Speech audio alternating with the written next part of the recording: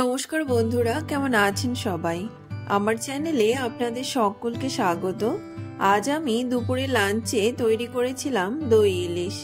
একদম সহজ পদ্ধতিতে কিভাবে এই দই ইলিশ আমি বাড়িতে তৈরি করি সেই রেসিপিটি আজ আমি আপনাদের সঙ্গে শেয়ার করেছি। তো আসুন দেখে নিন এই দই ইলিশের রেসিপিটি। এখানে আমি 6 পিস ইলিশ মাছ পরিষ্কার করে ধুয়ে জল ঝরিয়ে নিয়েছি। এবার এতে দিয়ে দিয়েছি হাফ চামচ লবণ আর হাফ চামচ হলুদ গুঁড়ো। এবার সবকিছুকে ভালোভাবে মিশিয়ে নিচ্ছি।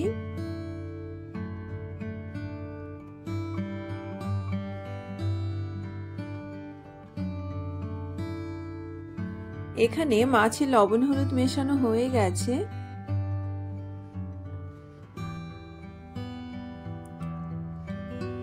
এবার নিয়ে নিয়েছি একটি মিক্সিং জার।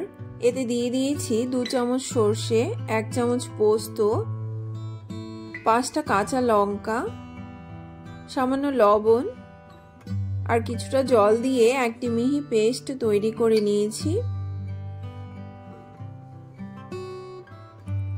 এখানে দেখতেই পাচ্ছেন একদম মিহি একটি পেস্ট তৈরি করে নিয়েছি।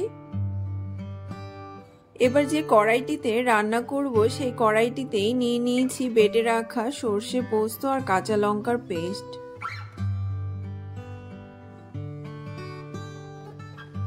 এখন দিয়েছি 3 চামচ ফেটানো টক দই।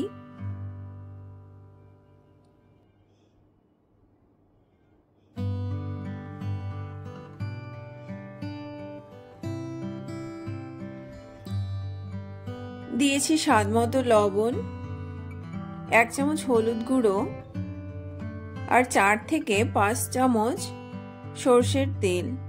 এখানে তেল, ঝাল আর লবণ নিজেদের স্বাদ অনুযায়ী ব্যবহার করতে পারেন। এবার সবকিছুকে সুন্দরভাবে মিশিয়ে নিচ্ছি।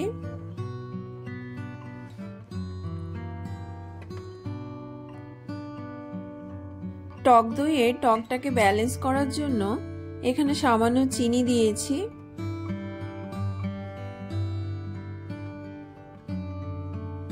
এবার সবকিছুকে সুন্দরভাবে মিশিয়ে নিচ্ছি। আপনারা চাইলে এই সময় সামান্য জল ব্যবহার করতে পারেন। আমি এখানে হাফ কাপ পরিমাণ জল ব্যবহার করেছি। এটি আর ক্যামেরাতে দেখানো হয়নি, তাই আপনাদের দেখাতে পারলাম না। এবার এতে লবণ হলুদ মাখানো মাছগুলোকে এক এক করে দিয়ে ভালো করে মিশিয়ে নিচ্ছি।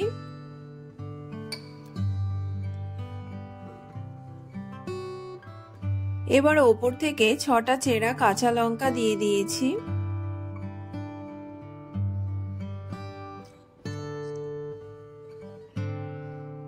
এবার গ্যাসে কড়াইটিকে বসিয়ে দিয়ে গ্যাসের ফ্লেমটিকে কমিয়ে দেব।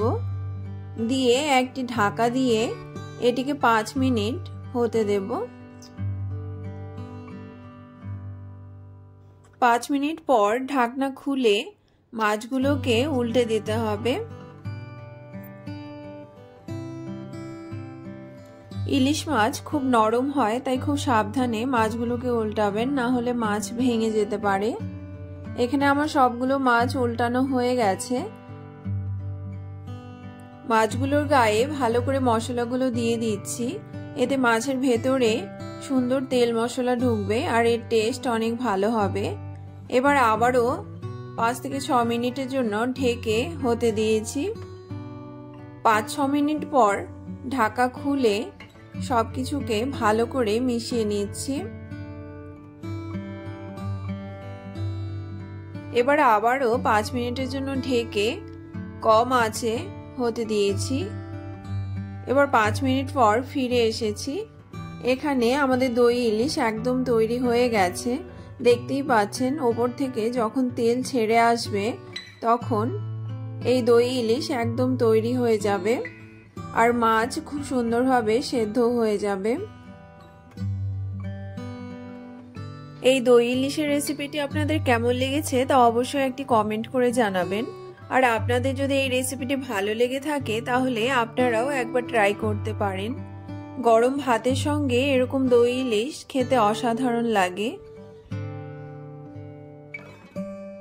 আর আপনাদের যদি এই চ্যানেলটি ভালো লেগে থাকে তাহলে আমার চ্যানেলটিকে সাবস্ক্রাইব, লাইক, কমেন্ট এবং শেয়ার করতে ভুলবেন না যেন। দেখা হবে নতুন কোনো রেসিপির সঙ্গে। ভালো থাকবেন, সুস্থ থাকবেন। ধন্যবাদ।